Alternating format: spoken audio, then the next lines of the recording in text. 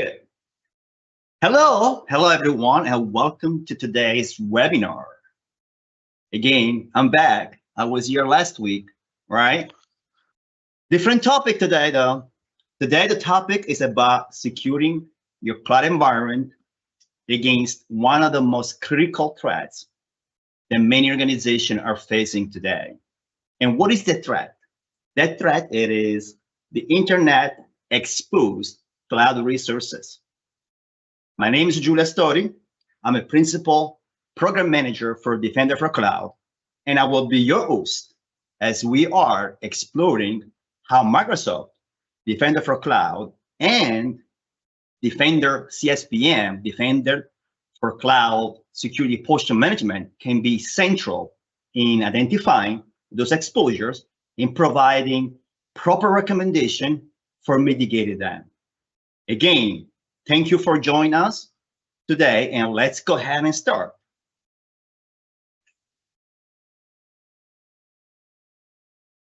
So before we dive in, let's paint the scene first, right?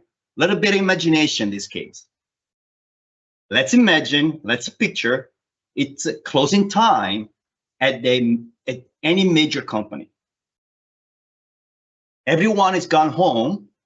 It's late in the night, so everybody gone back home. Lights are out, except for one thing. See the picture? It is a front door, which is wide open. Clearly, it's very clear that it will be so foolish for any organization to neglect their facility in such a manner, right? Nobody will leave it for a front door, right? Leaving their building like this, it's pretty much an invitation for trouble, correct? Doors, if left unsecured and unmonitored, will provide an effortless entry for those with malicious intent. Now, what about if I told you something similar can happen in the digital world? Your company might have top-notch security on its physical buildings, but what about its cloud resources? Perhaps its servers, or even worse, data storage. Leaving cloud resources exposed online is pretty much the digital equivalent of a physical door being open. Hackers, malicious intenders can walk right in it. And guess what? They will steal your information, valuable information, will steal that data. And then we all know breaches are very much likely resulting into a devastating outcome for the organizations. So the question here is, are your cloud doors wide open? Or are they securely locked down? And the most important thing, are we able to know if we are exposed to such a threat? So let's find out. Sorry if I move and try to change the slide.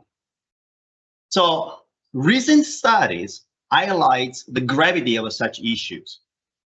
You look from the side here, there is estimated that over 80%, the slide says 84% of attack path involves some form of external exposure of cloud assets, with the misconfigured cloud services being the leading factor of such.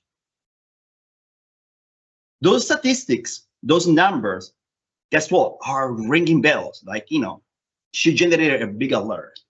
They very much underline not just the prevalence, but the severity of the risk, which is, by the way, amplified by the complexity of managing multi-cloud environments, and often the lack of the proper visibility into the security compliance. We all know we use multiple clouds today, right? Azure, AWS, GCP. And guess what? Have a visibility across all those environments. This is such a challenge. So if you are brave enough, I'm challenging now Do a test in your dev lab slash, environment, all right? Your cloud dev lab environment. I did it, and I'm telling you, it's very scary. Simply create a VM, or even worse, create a storage account with a public IP and public exposure. I guarantee that you are going to be amazed how quickly those resources, those test resources, will get eliminated and become a target for brute forces attack, password spray, all kinds of stuff. I'm not saying any name of a hackers group or any association with any state, anything, but do a test. You're gonna be amazed how much and how many attacks you're gonna get. It will take a couple of hours. So back to our session.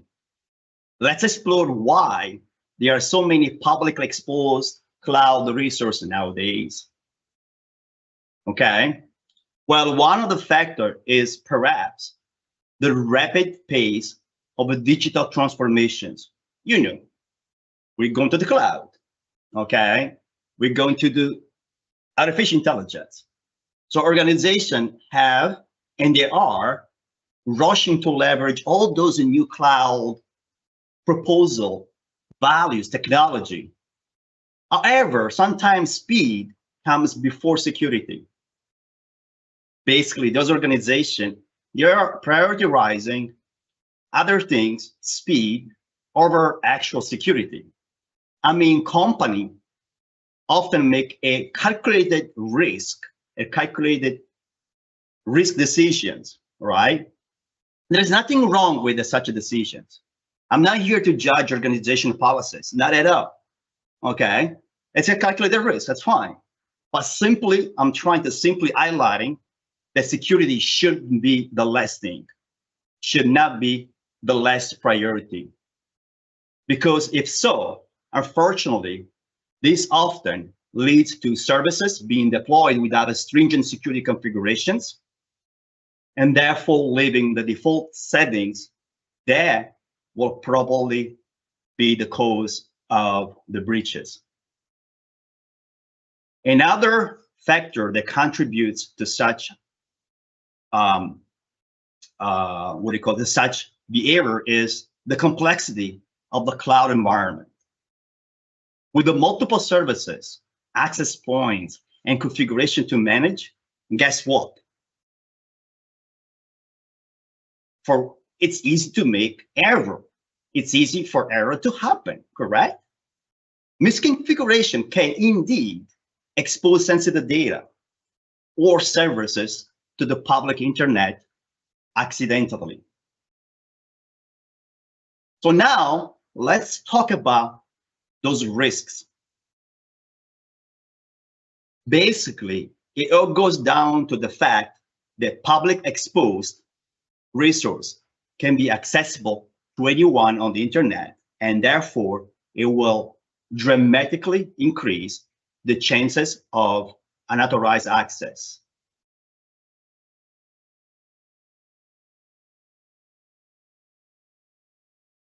Does the slide changes here?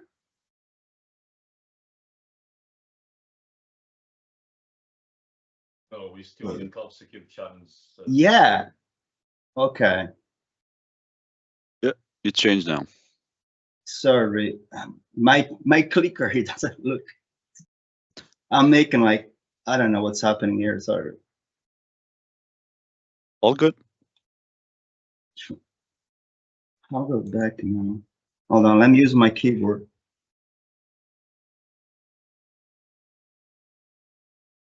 Oh, okay, let's keep staying from here. So we're saying that, all those public exposure can be obviously a big problem, and therefore that will increase, the chances of access that are not authorized, right? So the exposure can definitely lead to breaches and service disruptions, and even severe financial and reputational damages. According to the reports, obviously here, misconfigured cloud services were the most common causes of reported security incident over the past year and so. This emphasizes the critical need for proper cloud security posture management. That's where the importance of mitigating those risks comes in place. Basically, I'm talking about proactively managing and securing those exposure not only will protect your assets, but also will comply with your regulatory compliance. Therefore, that will ensure that your organization maintains its reputation and, more important, the operational integrity.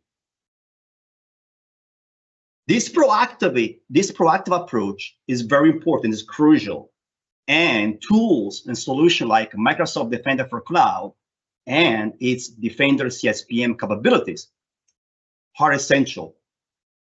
That's where Microsoft Defender for Cloud comes in place. So let's dive into Microsoft Defender for Cloud and CSPM premium feature.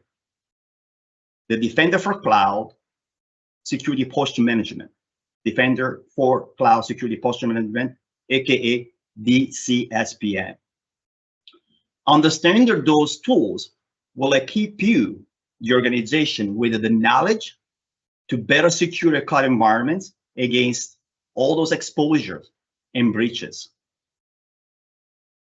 Microsoft Defender for Cloud, as you can see from the pictures, is a comprehensive and scalable cloud native application protection platform, CNAPP for short, which offers an advanced unified security management system. It enhances the security postures of your cloud environment and delivers advanced threat protection across hybrid workload, regardless of whether they are hosted in Azure or elsewhere. As I mentioned before, could be in AWS, in GCP, on-prem. The solution features a range of capability specifically designed to automatically discover and protect your multi-cloud environments. As a CNAPP solution, Defender for Cloud extends beyond the traditional security measures. Why? Because it provides an integrated suite of capabilities. Those capabilities are designed to protect applications and data through the entire life cycle, from the development through the deployment and operations. Obviously, one of the components of Defender for Cloud, it is the CSPM, which is crucial feature in helping you, the organization, to understand, visualize, and remediate other risks across your cloud environments. The CSPM provides continuous assessment and actionable security insight, which enable the effective security of your cloud resources. Those includes identification of misconfigurations and threats, the recommendations of improvement, and the automation of security best practices.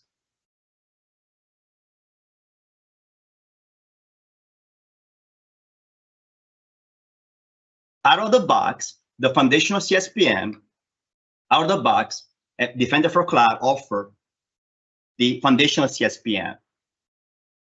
The foundational CSPM serves as the core of your cloud security posture management. It gives the organization with all the essential tools which are needed to establish a baseline of security practices. And this includes compliance check, misconfiguration, and obviously security best practices assessment. But also will provide you a secure score and the basic configuration management and remediation. So what are the benefits for earning an organization leveraging the foundation CSPM? First, those benefits will start with risk reduction, which by addressing the basic of the cloud security, the foundational CSPM will help to reduce the overall risk of a security incident by incorporating, obviously, those security practices right from the development of an application and the services. Then we'll provide a compliance assurance.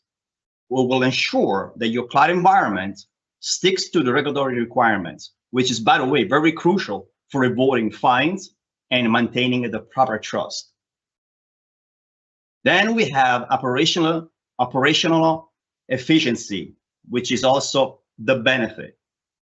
Organization can streamline the security management processes, which will make it easy for the teams to maintain the security standards without extensive manual effort. I will say that the foundation SPM, it is the must-to-have, and it's ideal for organizations beginning their cloud journey and beginning their cloud journey security. For organizations with limited cybersecurity resources, looking for straightforward ways to improve their cloud security posture. And for any companies and organization, they are needing to establish a baseline of security practices before considering more complex solutions.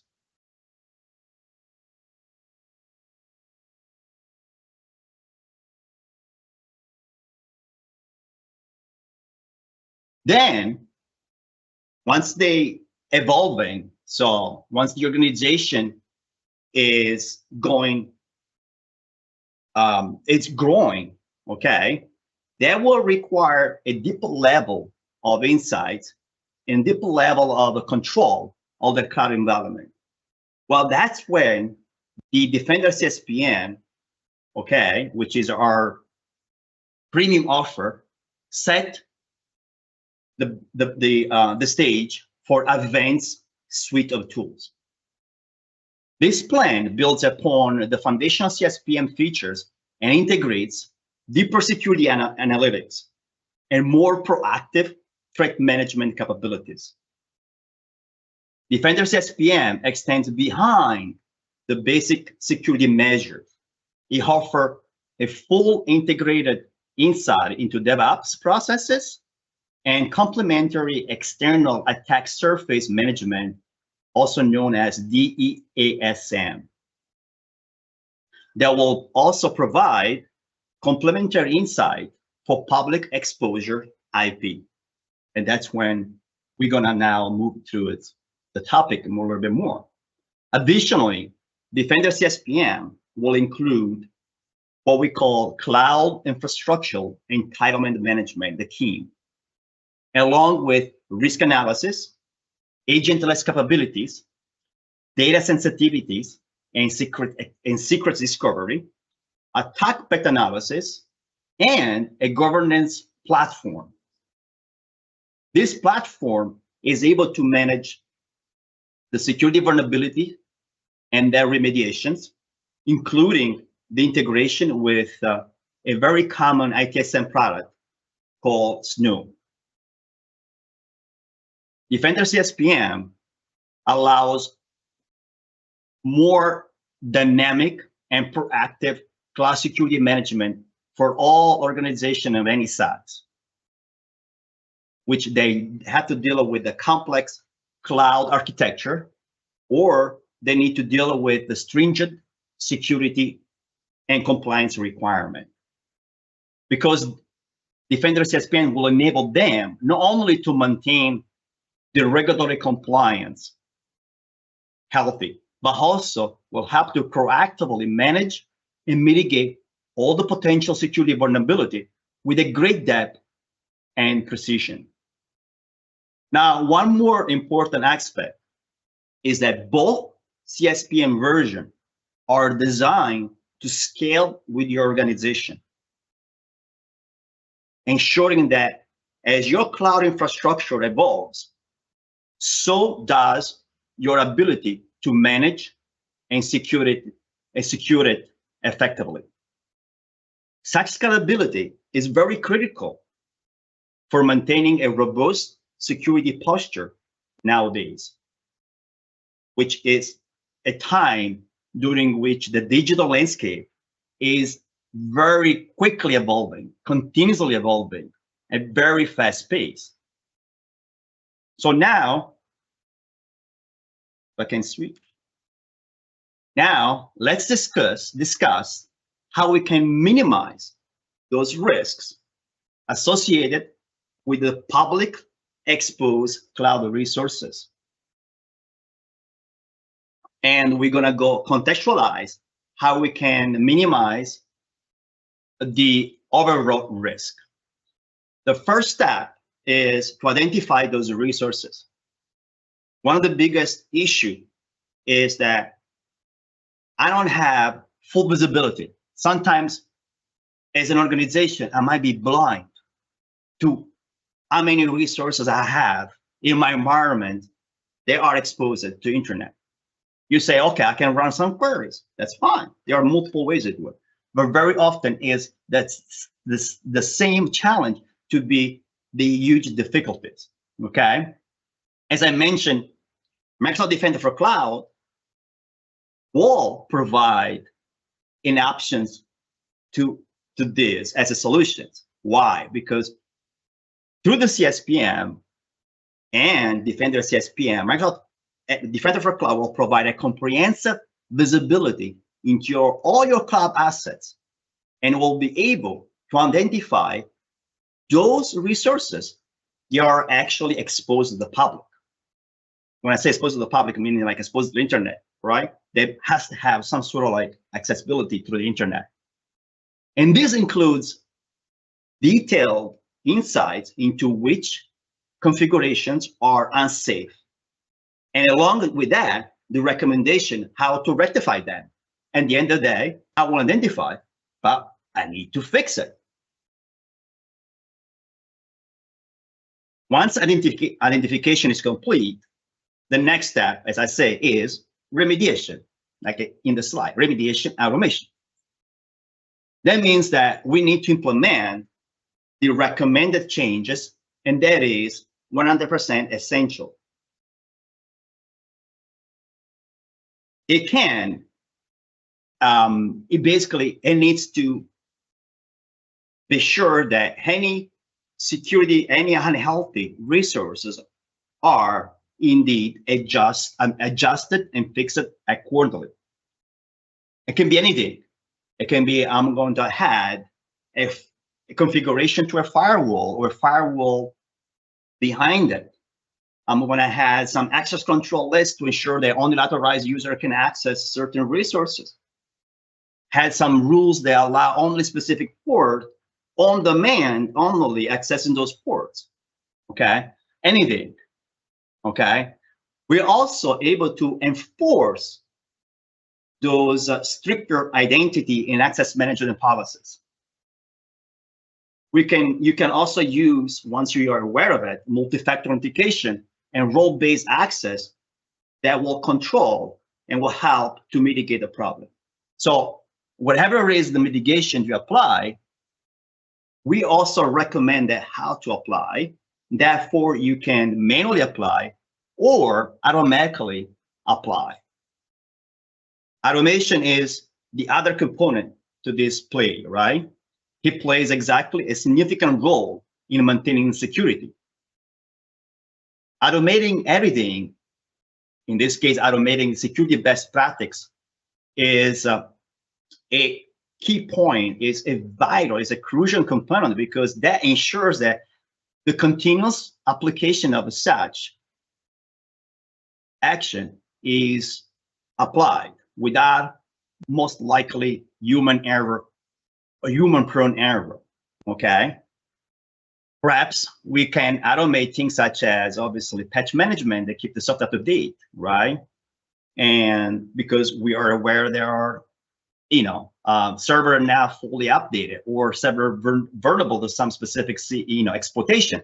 So through the visibility, one thing we can do is, okay, Maybe, we keep the server still exposed to the internet, but then we can, automatically update the proper patches to remediate it, to fix those vulnerabilities, right? So basically what I'm trying to say is, I'm saying, like, you need to identify. Once you identify, you need to remediate, and therefore you need to automate. Okay, other things that can be done is obviously to apply a proper governance. Basically, if you know that servers or any resources are continuously provisioned, deployed with exposure to the public internet, maybe you can apply and enforce a specific policy, specific rule at your environment, which will block and then stop that configuration right from the beginning. So governance is also good, okay? Then we have audit and monitoring. Regular audits and monitoring are essentials, just like the other points. A continuously monitoring with Defender for Cloud will help to detect and respond to your threats in real time. The regular audit of your cloud environment will help to ensure that no new exposures have occurred and that all the security measures are actually functioning as intended. So you identify, you remediate through manual steps or automated. You have a proper governance. Now you need to make sure that you're monitoring such governance, such remediation, such controls. So you have to audit and monitor such. Lastly, we have education and training. It is very important that your teams, your security teams in premise, but also the other team, the entire IT team, even the users, okay, are fully educated and trained, because they cannot be underestimated. We need to ensure that everyone involved understands the importance of the security and how to properly manage those cloud resources in a secure manner. This will include training of the potential risks of exposures, obviously, and the best practices for deploying and maintaining all the cloud resources in a proper security manner. Basically, what I'm trying to say is, by taking those fundamental steps, the organization can significantly reduce the risk that is associated with the public exposed cloud resources. And therefore, they're able to safeguarding their data and their system from potential breaches, which could cost money and then loss of reputation.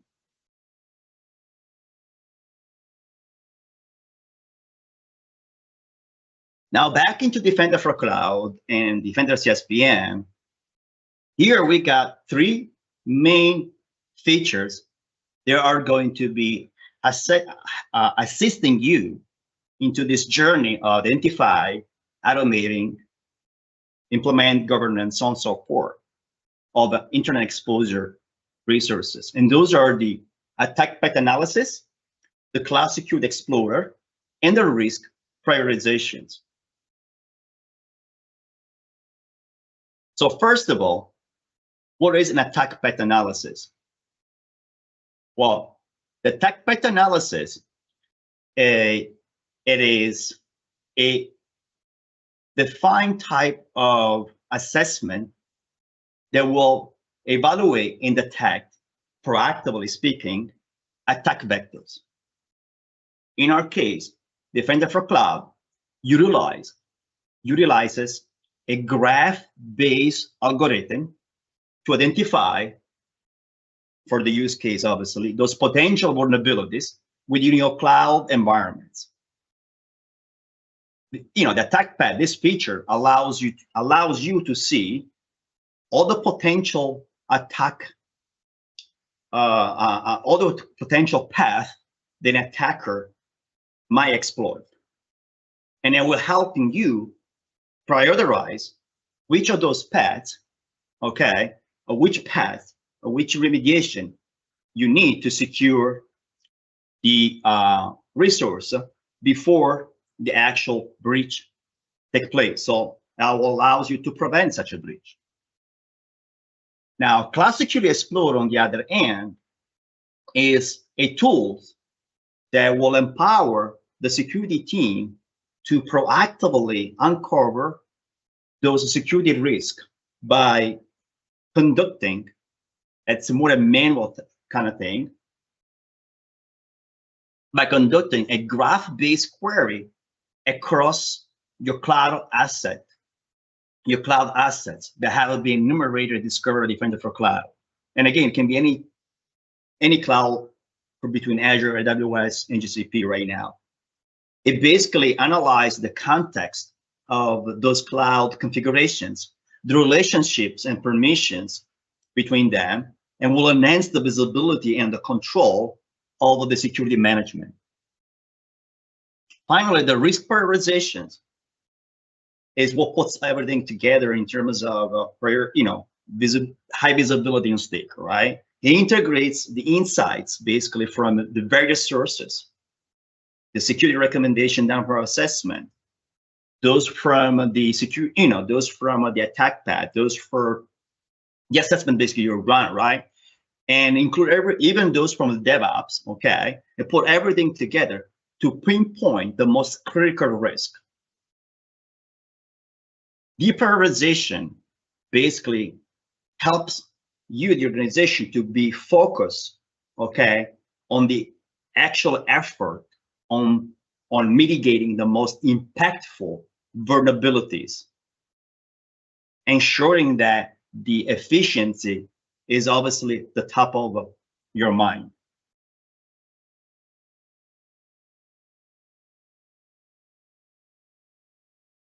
In this slide, I have, and I apologize if there is a little bit too much text in this slide.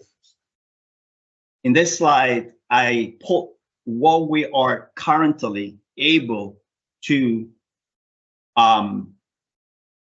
evaluate and expose the factors for internet exposed resources in terms of networks identification and assessment. So I'll leave this to you because you can read it and you can use as references. However, we are currently working to improve additional depth of our assessment, therefore other additional extensions of the supportability will be added later on. So for now, this is where we are supporting across the three clouds, Azure, AWS, and GCP. So now it's time for the best part of the presentation, where you don't hear me talking much, but just move the mouse over the demo. And if you may allow me, I'm going to drag the environment right here, and then I'm probably going to switch my corner of the eyes towards the left, towards the right. Okay, so the focus, again, the topic is internet exposure, right? So when you go into the Defender for Cloud with all the premise that you have, obviously, the proper plans enabled. I'm talking about Defender for CSPM, which is the main plan to allow a lot of those discovery. But again, CSPM does much of that as well. But let's say that we have everything enabled. Defender CSPM, it is enabled in this case. The foundation is enabled by default. There's nothing that you can do it, nothing you have to do on your end. So I premise you have that. The very first thing you're going to see after proper time to evaluate your environment is the recommendations. So what we have found in terms of security best practices and security controls that we rank through their assessment, and there are exposed as in the form of what we call recommendations. The good thing, the nice thing that in this view is the notion of risk level and risk prioritizations. Okay, so once we are inside of this view, the very first thing I'm going to do is I'm going to filter for the risk factor. So I want to just go ahead and see all the recommendations they are affected by an exposure to the internet.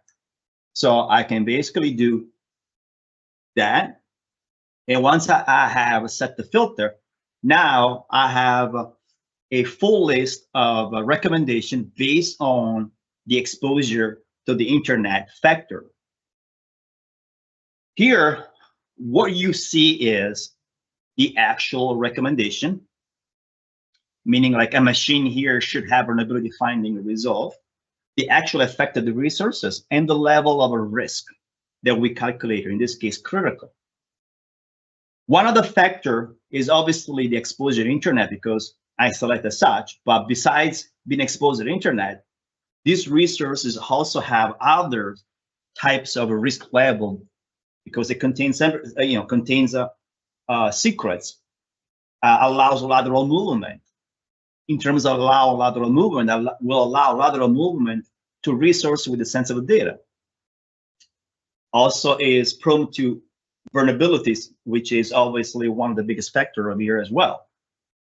So you know that this single resource set for the machine should have vulnerability finding resolve, because it exposes the internet, is a highly dangerous resource that needs to be mitigated very soon. Also, you see a number of here on the attack path. It's 11. That means there are 11 attack paths that are exposed through our algorithms, in which this resource is a member of it. So now you see the server is vulnerable to exploitation, is accessible to the internet. It can do various things like allow the attackers, if it gets breached on, to move laterally into additional other resources. And some of those resources contain sensitive data. It's already being defined that there are 11 attack vectors. There are where the server, it is part of it. If it's breached, it will do something very badly. But the worst thing here is that this servers, specifically this recommendation, has not even been taken in consideration for remediation. It's there, it's unsigned, there is no owner. So very poor governance here, meaning like I need to do something very, very, very quickly, because it's a highly dangerous resource that can lead into a huge breach in my company. So this is one of the areas that you want to first start to analyze what we provide to Defender for Cloud. By clicking on it, you have all kinds of additional information, which will obviously give you a little bit more context into why we elaborate the finding, and then how we calculated the risk. And then, obviously, the other thing is how many attack paths. We know there are already 11 attack paths, but which one are those? And then you can actually look at those attack paths individually. Okay. Now, in the same view, you can see our additional resources. It's not only servers. So accessibility to the public exposure is not something that affects the servers only. In this case, a server, but can be a database. It can be a storage account. In this case, it can be pretty much all the resources that have an option to be on the network, and that network configured with the public accessibility. So it's not just the typical server that I am exposed to. Okay. So from here, obviously in here, I have options to elaborate that filter across the Azure subscription resources, but as well as to the to the AWS resources. In this case, everything is selected. So I have one subscription from Azure, about 6 accounts in AWS, and 3 projects at GCP. On the other, and also additionally have 3 repository, one for GitHub. 3 additional repository for the code repository, 3 for GitHub, 1 for DevOps, Azure DevOps, and 1 for GitLab. And guess what? Even those can expose information to the internet. Even API can expose information to the internet, right? So once you're here, you have a very much clear understand of your exposure to the public internet and how dangerous your resources are in the state, okay? Now, moving back to our list of tools that you can use it, the very first one was attack path. We kind of already looked at attack path, right? But let's look a little bit more in detail. If you go on the attack path analysis, then guess what? In attack path analysis, now you have the list of all the attack path. Okay, so as you can see, there is a lot of already here with the label internet exposures. Okay, but even over here, you can do further, filter just to see like, okay, give me all those internet exposure. You apply that, and it will give you basically the full list of those attack path. You can see we have servers either in the Azure or in AWS. They're exposed to the internet, but then their exposure will allow, let's say, a lateral movement to a database or a storage account. But you also have, databases as well, data storage and data content that is also exposed to the internet. In this case, from AWS. Okay, so as you see, there are lots of resources across your environment that are going to be, they are prone to be exposed. And then here we are highlighting each one of those, but not only in the context of its own, but in the overall context of what could happen if that resource is breached. Okay, and obviously you can click it on it and then start looking to that information.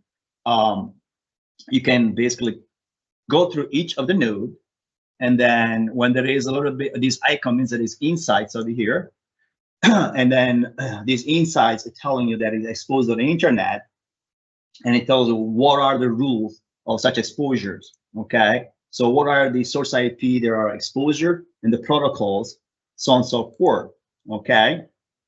The other thing that is important in this attack path is that it contains sensitive data. It looks like, yes, it does. It contains some sensitive data. So within these blob storage containers, there are some files there have some sensitive information, such as the credit card. In this case, the European debit credit card. And so this storage account, where this blob is exposed, where the blob is located, is at a risk. Not only because it's exposed, but also because contains sensitive data of the company. And guess what? There is also another cool icon which basically identify this resource as a critical resources, as a valuable resource to the company. When you see the critical level, the criticality level, you see that this resource is also configured to be highly valuable resource for the company. It's something that you as an organization set, and it's not something we drive. You set that value, and that will affect our evaluations or our calculations. Then moving along to the demo, besides attack path, which are then generated automatically, you have a way to do your risk analysis. And with that risk analysis, you can do a calculated risk in order to mitigate it. And that is through the Cloud Security Explorer. The Cloud Security Explorer has already pre-existing query put together in a formal template that you can already use at your leisure. Perhaps you can see right from the names, many already, like, for the internet exposed, you have already several ones, like internet exposed VMs, or internet exposed VM with the high severity vulnerabilities, or internet exposed SQL machine, or other things like internet exposure. What else? There is something over here. I think API, internet exposed API endpoints, so on and so forth. So we already have some of the templates. Now you can build your own query. Let's say that you are not very much familiar with how to build this query. Guess what? You can still use the pre-existing So you can just say like, okay, let me open this query and let me do a search. And then from here, I already start understanding just how to build this query, or I can actually modify a little bit to add additional things. Okay, I can just basically add additional information if I want or not. I can remove it perhaps and reduce the depth of my search, or I can basically start all over again. So I can just go ahead and clear everything. And then I say, okay, I want to find virtual machines across all my environments, Azure, GCP, and AWS. Okay, first thing is done. What else I want to find it? I want to find if they are exposed to the internet. So guess what? There is one filter condition that will do so called exposed to the internet. But then, the exposure to the internet, it's okay, it's the beginning. I can do search and find all that resources. So already here, I can very quickly download the report in a form of a CSV or Excel that can be shared with my team, my managers. As look, those are all the resources, in this case 92, that we were not even aware of their exposures. Maybe some, yes, but not all of it.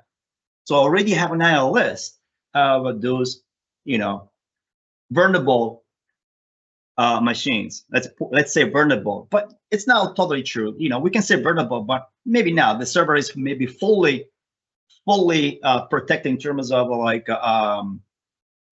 patching the latest level of updates and everything. So it's just the exposure to internet, right? Then I want to further, look into the details. Is okay. Let me see. Those are really, in a danger. So those are have vulnerabilities, and those especially that have a remote code execution vulnerability, which is the worst, right? So I'm gonna start adding another one, and say like, okay, well, I can actually do the port perhaps over here, okay, and then I can port. Oh man, what is it? The RDP port. I forgot the port. I forgot the name, 3089, I believe, something like that. But anyway, I can pull the port number over here and then find it, okay?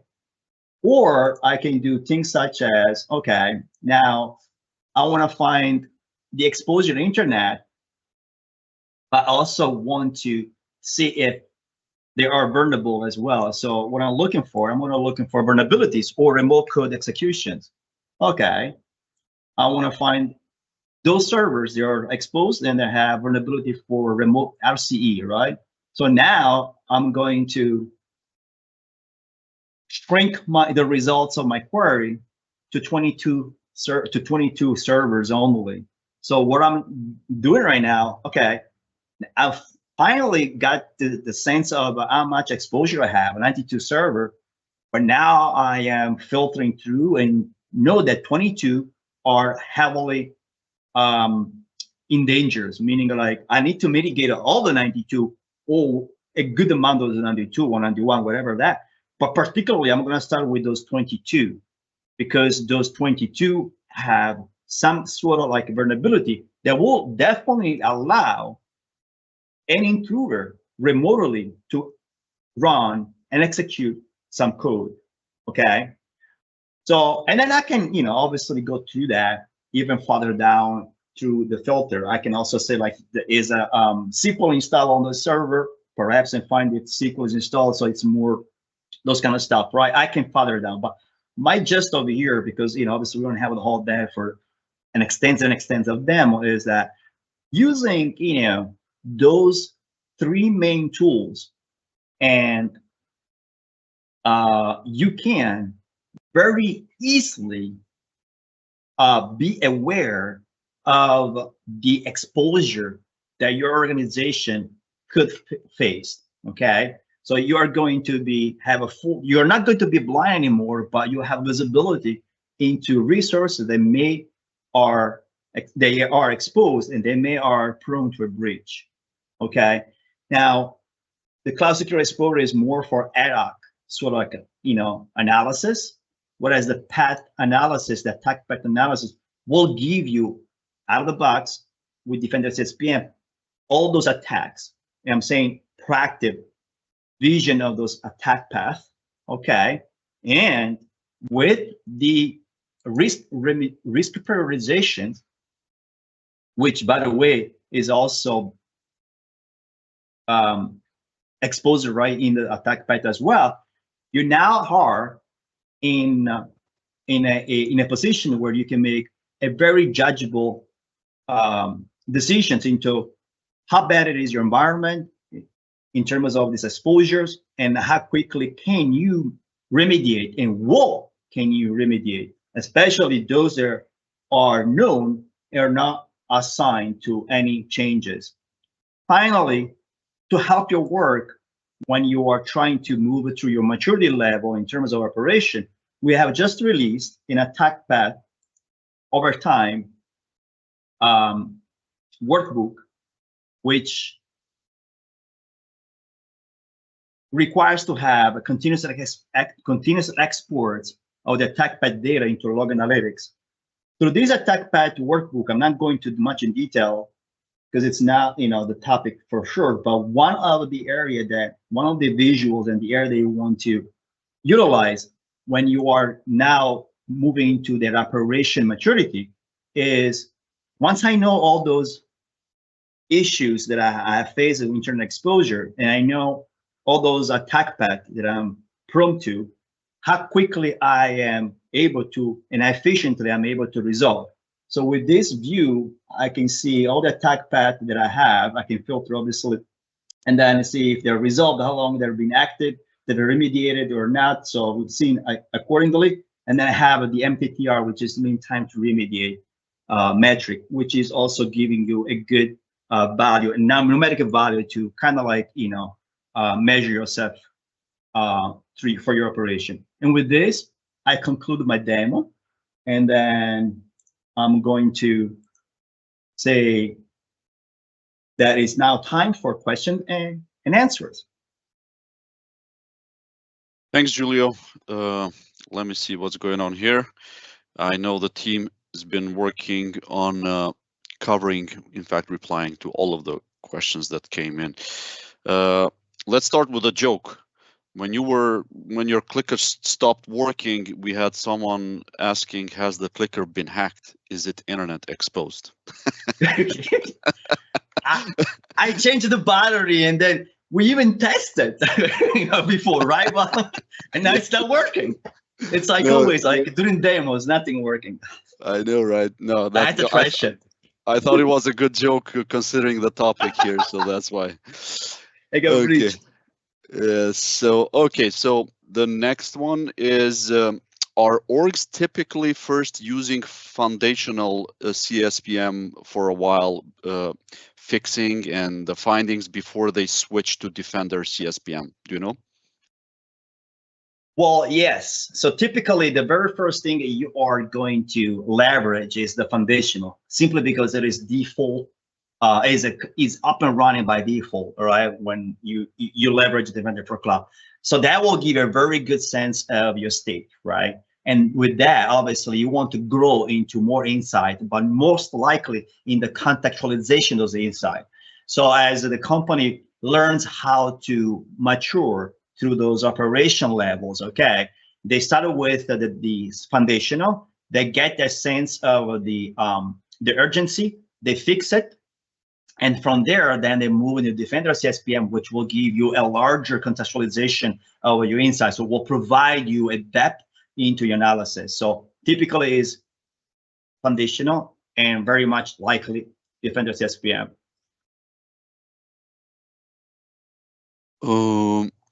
Thank you for that, Giulio. We have a ask about summing up on the CSPM bullet points that you mentioned. Maybe you can just quickly go on the summary. On the summary of the bullet point, I'm sorry, which one? CSPM, like cloud security posture management bullet points. The what are the foundational offerings or the what's the included? What's included? Yes. Oh, okay. On the foundational CSPM, what's included? Basically, we included the secure score analysis The secure score analysis it's an assessment that we elaborate across your Azure, or if you have integrated AWS and GCP across also those two additional cloud providers. And within the security score, we check several security controls, health. And those security control are based on three major official standards. Those standards are the NIST A153, the CIS, and the PCI DSS. Those three standards are put together into a proprietary standard called the Microsoft Cloud Security Benchmark. And with that, we provide you the secure score assessment and the compliance on such. Then it will provide you obviously the visibility of the recommendation and a way to remediate automatically through the workflow automations, which allows you to run scripted actions, or if they're already existing, something pre-packaged with the recommendation, you can click something called fix. For AWS and Google, we actually provide you the actual script that you can run into the console of AWS and GCP. We also provide you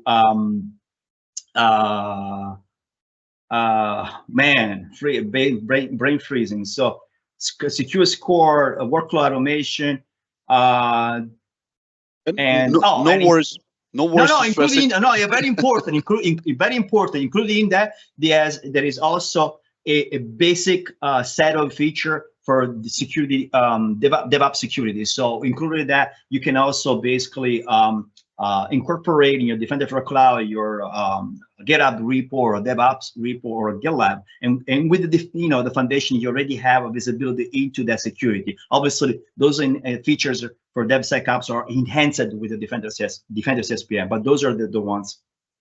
Oh, thank you. And sorry, I didn't mean to interrupt you, but I was going to say, as you were speaking here, Stanislav Belov here, one of our SMEs, shared the features and the pillars and the link to our Microsoft Learning. So it covered pretty much all in depth on what you just summed up here. So thank you, Stan, for that. And thanks, Giulio, for answering. Again, we're past the top of the hour here. So we have concluded with all the questions, answering all the questions. So thank you, Giulio, for being our guest today and for sharing this great information with our community. Also would like to thank our SMEs who helped us with answering the questions and providing this resourceful information. So to all listeners still on the line, if you're someone who wishes to aid in the protection of the world from cyber threats and desires to have a say in shaping our strategies, blueprints, and recommendations, then we invite you to participate on our customer satisfaction survey spring campaign. The link and the emails have been sent already for that. So, for those of you who may have additional questions on the topic we just covered or other product related questions, please feel free to raise them on our Microsoft Tech Community discussion space at aka.ms/MDC community. Thank you all for being our guests today and for joining us on these webinars. So we hope to see you next time. Goodbye.